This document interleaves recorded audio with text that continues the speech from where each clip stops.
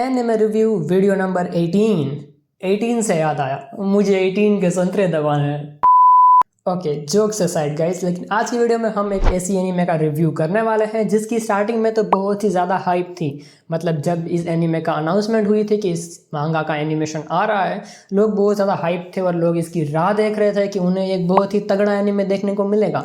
लेकिन हफ्ते दर हफ्ते जैसे इसके एक एक एपिसोड आने शुरू हुए, इसकी हाइप धीरे धीरे करके कम होती गई और जब इसका सीजन 1 11 एपिसोड के साथ ख़त्म हो चुका है, अब बात करूँ तो कोई भी इस एनीमे के ऊपर ज़्यादा बात नहीं करता। यहाँ तक कि मेरे फ्रेंड ग्रुप में भी किसी ने भी ये एनीमे नहीं देखा होगा, मेरे और मेरे एक दोस्त के सिवाय। तो ये एनीमे काइंडा मैं कहूँ तो बहुत ही अच्छी है, लेकिन अंडररेटेड ही रह गई। अभी नई आई है, लेकिन it is what it is. तो मैं जिस एनीमे की बात कर रहा हूँ वो एनीमे है साकामोटो डेज। एंड आज की वीडियो में हम इसी एनीमे का रिव्यू करने वाला है। एंड रिव्यू पे बढ़ने से पहले मैं तुम्हें इसकी थोड़ी सी समरी दे देता हूँ कि इस एनीमे में एक्चुअली में स्टोरी क्या है। ओके, तो इस एनीमे की शुरुआत होती है हमारे मेन कैरेक्टर के इंट्रोडक्शन के साथ, जिसका नाम है तारो साकामोटो। एंड साकामोटो जो है वो हमें ऐसे दिखाया गया है कि मानो उससे कोई ताकतवर है ही नहीं। पहले एपिसोड के स्टार्टिंग में तुम्हें ये कह दिया जाएगा कि साकामोटो एकदम टॉप, वर्ल्ड का टॉप स्ट्रॉन्गेस्ट हिटमैन में से एक है। वो दूसरों के लिए काम करता है, दूसरे लोगों को मारता है ताकि उससे उसे पैसे मिल सके एंड बहुत ही तगड़ी रकम मिलती है उसे। तो साकामोटो जो है वो बहुत ही टॉप लेवल का हिटमैन है और वो जिस हिटमैन लोगों के साथ काम करता है उन सब में साकामोटो के लिए बहुत ही तगड़ी रिस्पेक्ट है। सब उसकी रिस्पेक्ट करते हैं, सब उससे डरते हैं कि भाई कुछ भी हो जाए साकामोटो के रास्ते में मैं नहीं आऊँगा। लेकिन एक दिन साकामोटो जो है वो एक आओई नाम की लड़की के प्यार में पागल हो जाता है, love at first sight. And फिर साकामोटो जो है वो एक दिन उसके लिए गिफ्ट ले आता है, लेकिन जो आओई है उसे साकामोटो से ये कहते हैं कि तुम किसी को मार के मेरे लिए गिफ्ट ले आ रहे हो, ये बहुत ही ज़्यादा गलत चीज़ है। एंड वो बिल्डिंग से कूद जाती है। डोंट वरी, साकामोटो उसे बचा लेता है। एंड ये मूवमेंट के बाद साकामोटो को रियलाइज़ वो करता है कि अगर वो किसी चीज़ के लिए केयर करता है, अपनी फैमिली के लिए या फिर अपनी फैमिली बनाना चाहता है, तो उसे दूसरों की फैमिली को मारना बंद करना होगा। एंड साकामोटो यही करता है, वो अपनी हिटमैन की जर्नी से रिटायरमेंट ले लेता है।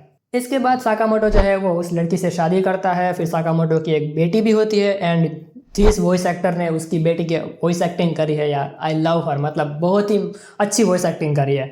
एंड फिर धीरे धीरे साकामोटो जो है वो मोटा हो जाता है एंड वो अपना जनरल स्टोर संभालता है एंड अपनी ज़िंदगी मक्खन गुजारता है। ये था इसका प्रीमाइस। लेकिन अगर तुम्हें पता है साकामोटो की जर्नी एक हिटमैन रही है एंड वो बहुत ही टॉप लेवल का हिटमैन था।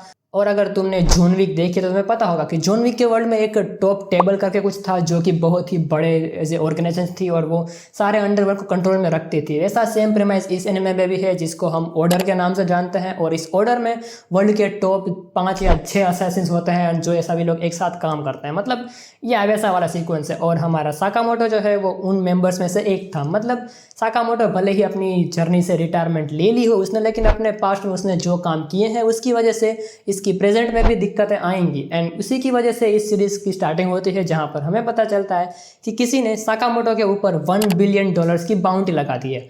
अब वो 1 बिलियन था या फिर 1 मिलियन था वो मुझे याद नहीं है, क्योंकि बहुत पहले देखी थी मैंने एनीमे। लेकिन ये है प्रीमाइस। और धीरे धीरे लोग साकामोटो को मारने आते हैं। उनमें से कुछ लोग होते हैं जो साकामोटो के साथ ही रह जाते हैं, उसकी स्टोर में काम करते हैं एंड अच्छी स्टोरी लाइन चलती है। स्टार्टिंग में स्टोरी लाइन थोड़ी सी धीमी चलती है, इतने कुछ एक्शन सीक्वेंसेस नहीं देखने को मिलते हैं और लोगों से इसी से दिक्कत है। तो ये था इसकी समरी। अब हम बात करते हैं इसकी मेन दिक्कत के बारे में। इस एनिमे में मेनली मेरे हिसाब से तो मुझे 3 दिक्कतें नज़र आई हैं या फिर मुझे किसी के द्वारा पता चला है। पहली दिक्कत है एनीमे वर्सेस मांगा, दूसरी दिक्कत है स्टील फ्रेम्स एंड तीसरी दिक्कत है इसका एनिमेशन। हम इन सभी के ऊपर बात करते हैं एंड फिर हम जाते हैं रिव्यू की तरफ। सबसे पहली दिक्कत जो है वो है एनिमे वर्सेस मांगा। साकामोटो डेज की मांगा जो है वो बहुत ही ज़्यादा पॉपुलर है, उसने बहुत अच्छी सेलिंग कर दी है। एंड इस मांगा में एकदम बहुत ही ज़्यादा आइकॉनिक मांगा पैनल्स हैं और एनीमे स्टूडियो ने बहुत अच्छी कोशिश करी है उन आइकॉनिक मांगा पैनल्स को पोर्ट्रे करने में। और अगर तुमने मांगा नहीं पढ़ी है तो तुम्हें पता नहीं चलेगा कि ये जो मूवमेंट है वो उस आइकॉनिक मांगा के पैनल को पोर्ट्रेट किया गया है। तुम्हें ऐसा लगेगा सब कुछ फ्लो में चल रहा है एंड मज़ा आ रहा है देखने में। लेकिन अगर तुमने मांगा पढ़ी है तो तुम्हें सीधा पकड़ लोगे कि तुम नहीं है। इन लोगों ने कोशिश अच्छी तो करी है मांगा को पोर्ट्रे करने की, लेकिन ठीक से नहीं कर पाए ये लोग। ये वैसी वाली दिक्कत है। तुम्हें पता है कि जो लोग सिर्फ एनीमे देखते हैं और जिन्होंने मांगा पढ़ के एनीमे देखते हैं, तो ऐसी छोटी मोटी बातें तो होती ही रहती है। वैसे ये कोई मेजर दिक्कत नहीं है, लेकिन जो दूसरी दिक्कत है वो बहुत ही ज़्यादा इम्पैक्ट डाल सकती है और वो है स्टिल फ्रेम्स। स्टिल फ्रेम्स का मतलब अगर मैं तुम्हें सीधी सरल भाषा में कहूँ तो हमें ऐसा दिखाना होता है कि कुछ चीज़ मोशन में हो रही है एंड हम उसे देखते हैं तो ऐसा लगता है कि वो मोशन में नहीं है। थोड़ा सा कंफ्यूजिंग पार्ट है, तुम इसके ऊपर गूगल कर लेना, तुम्हें बहुत ही अच्छी तरीके से एक्सप्लेनेशन मिल जाएगा। एंड पर्सनली मैं कहूँ तो मुझे इस एनिमे में कहीं भी स्टील फ्रेम नोटिस नहीं हुई। ऐसा नहीं कहता कि इसमें नहीं होगी, हो सकता है हो भी, एक से भी ज़्यादा होगी, लेकिन मुझे सिर्फ एक ही नोटिस हुई। अराउंड करीब 7वां या 8वां एपिसोड था, मुझे पक्का याद नहीं, लेकिन ज़्यादा मुझे कुछ नोटिस हुआ नहीं, तो मैं इसके बारे में कुछ बोल नहीं सकता।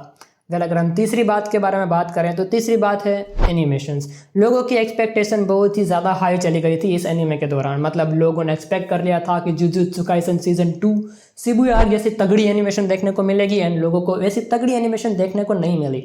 एनिमेशन थी अच्छी, मुझे पर्सनली बहुत अच्छी लगी एनिमेशंस, लेकिन वही है भाई, it is what it is. सभी लोगों को एनिमेशंस पसंद नहीं आती। तो ये मेन 3 दिक्कतों की वजह से साकामोटो डेज की हाइप जो है वो धीरे धीरे एपिसोड बाय एपिसोड नीचे गिरती गई, एंड या अभी कोई इसके ऊपर ज़्यादा बात नहीं करता। वेल, मैं अगर रिव्यू के बारे में बात करूं तो जो मैंने तुम्हें 3 पॉइंट्स गिनाए उसमें मैंने थोड़ा सा अपना ओपिनियन बताया, लेकिन अगर तुम्हें मैं प्रिमाइज करूं कि क्या ये एनिमे तुम्हारा टाइम लेने के लिए काबिल है या फिर नहीं, is it worth your time? Well, the answer is yes. One time अगर तुम्हें एनीमे देखनी है तो तुम ज़रूर इसको देख सकते हो, वरना मत देखो, मैं तो यही कहता हूँ। मैंने ये एनीमे इसलिए देखे थे क्योंकि मेरे एग्जाम के टाइम चल रहे थे, एंड पता नहीं मेरे अंदर का कौन सा खुराफाती कीड़ा जागने लगा कि जब एनीमे मुझे देखनी है तो मैं तभी देखूंगा जब मेरी एग्जाम्स चल रही होंगी, एंड मुझे नहीं पता कि मैं एग्जाम के वक्त ये वीडियो अपलोड भी कर पाऊंगा या फिर नहीं।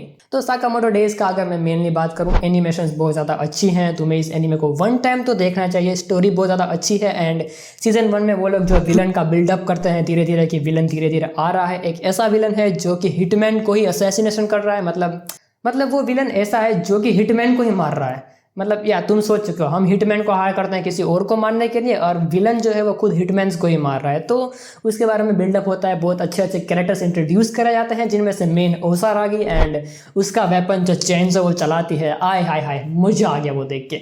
तो एनीमे तुम्हें देखने में मज़ा आएगा, वन टाइम वॉच है। अगर तुम्हारे पास कोई भी एनीमे देखने को नहीं है तो सिर्फ 11 एपिसोड है, तुम इसको एक ट्राई ज़रूर दे सकते हो सकता है तुम्हें पहले 2-3 एपिसोड ऐसा लगे कि क्या ही चल रहा है, इतना भी कुछ मज़ा नहीं आ रहा, लेकिन 5 या 6 एपिसोड के बाद थोड़े से एक्शन सीक्वेंस ज़्यादा हो जाएंगे और तुम्हें मज़ा आएगा।